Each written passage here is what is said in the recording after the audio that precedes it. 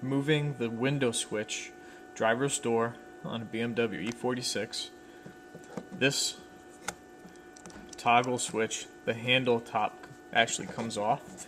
That actually, you can pry that off with a screwdriver, and it's just held in by a press fit in the center square.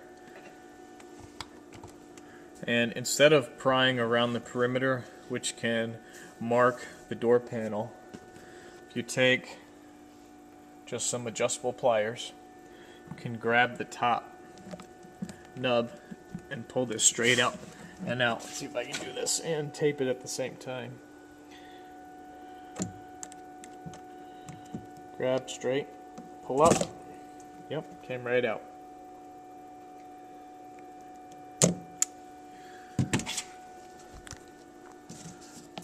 Okay, looks like one of my connectors actually popped off. These are just press fit also, so those come off pretty easy. That's how you would remove and replace this switch if you needed to, if you had a problem with your window toggle not working. Not very common for this component to go bad. It's a very simple switch.